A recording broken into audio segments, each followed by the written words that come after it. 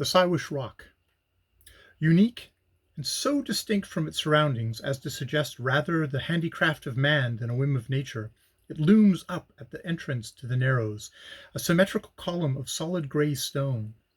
There are no similar formations within the range of vision, or indeed within many a day's paddle up and down the coast.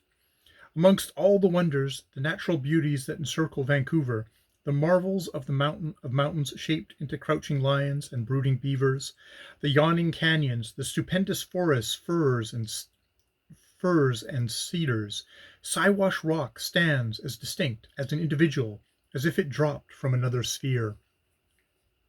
I saw it first in the slanting light of a redly setting August sun.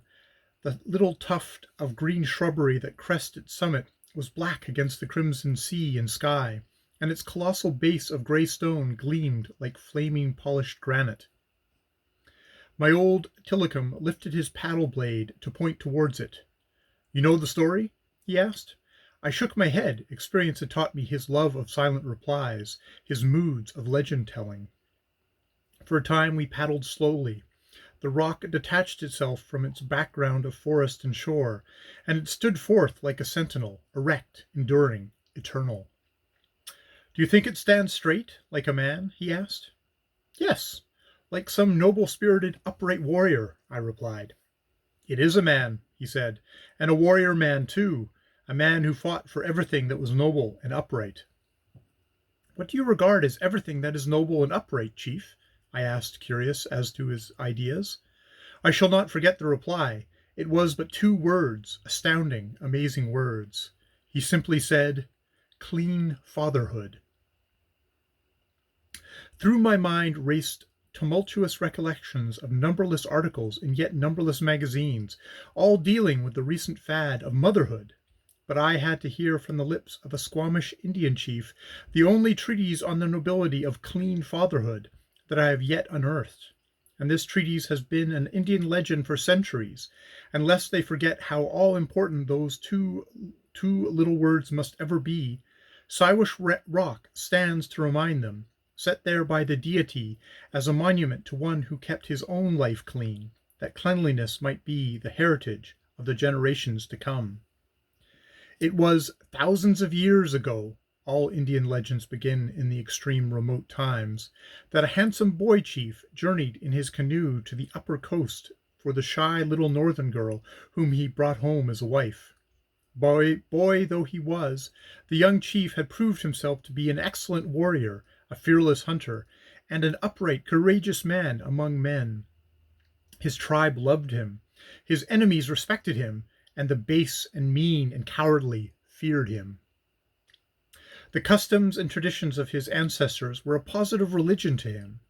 The sayings and the advices of the old people were his creed. He was conservative in every rite and ritual of his race. He fought his tribal enemies like the savage he was. He sang his war songs, danced his war dances, slew his foes, but the little girl wife from the north he treated with the deference that he gave his own mother, for was she not to be the mother of his warrior son? The year rolled round, weeks merged into months, winter into spring, and one glorious summer at daybreak he wakened to her voice calling him. She stood beside him, smiling. "It will be today," she said proudly. He sprang from his couch of wolf skins and looked out upon the coming day. The promise of what it would bring him seemed breathing through all his forest world. He took her very gently by the hand and led her through the tangle of wilderness down to the water's edge, where the beauty spot we moderns call Stanley Park bends about Prospect Point. "I must swim," he told her. "I must swim too," she smiled with a perfect understanding of 2 beings who are mated. For to them the old Indian custom was law, the custom that the parents of a coming child must swim until their flesh is so clear and clean that a wild animal cannot scent their proximity. If the wild creatures of the forest have no fear of them, then and only then are they fit to become parents, and to scent a human is in itself a fearsome thing to all wild creatures. So these two plunged into the waters of the Narrows as the gray dawn slipped up the eastern skies, and all the forest awoke to the life of a new glad day. Presently he took her ashore, and smilingly she crept away under the giant trees.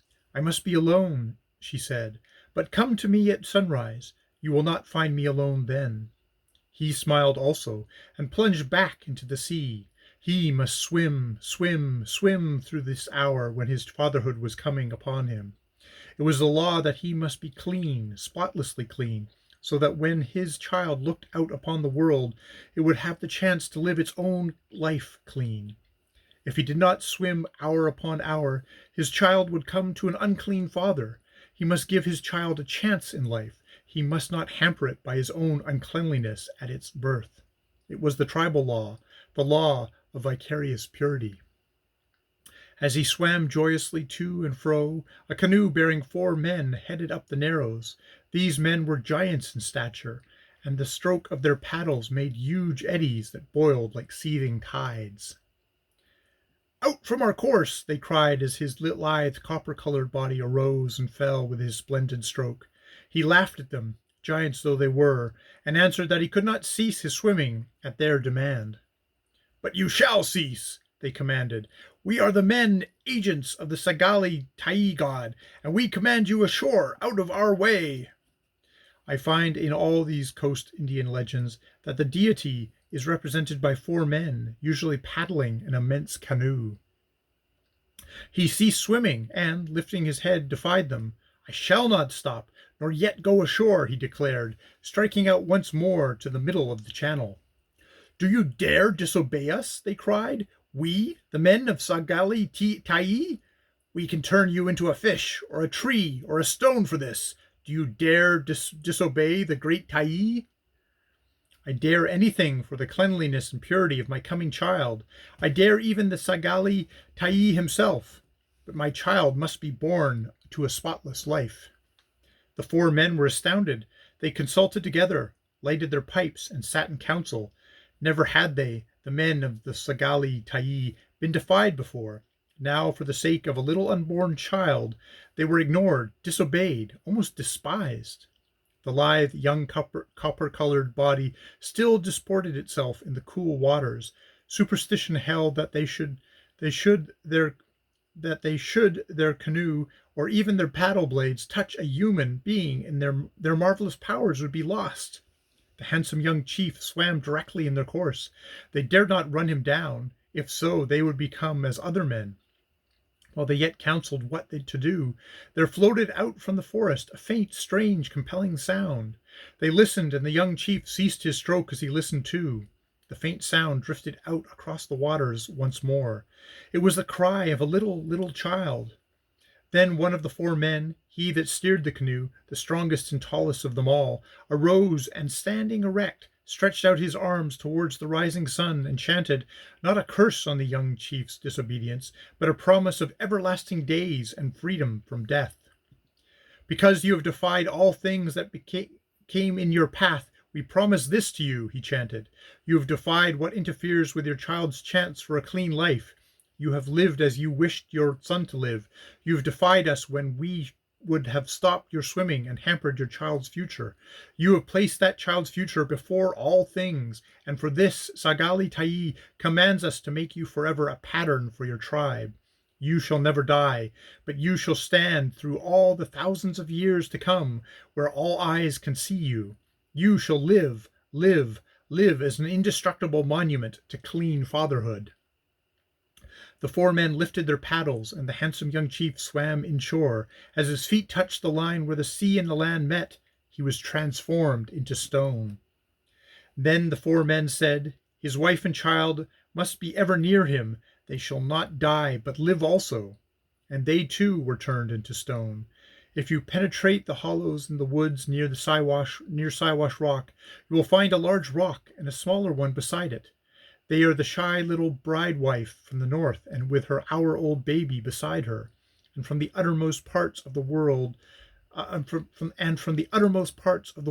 vessels come daily throbbing and sailing up the Narrows.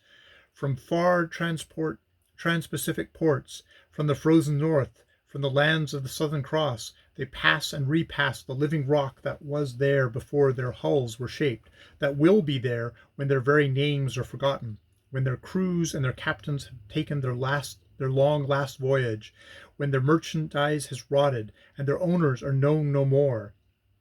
But the tall gray column of stone will still be there, a monument to one man's fidelity to a generation yet unborn, and will endure from everlasting to everlasting.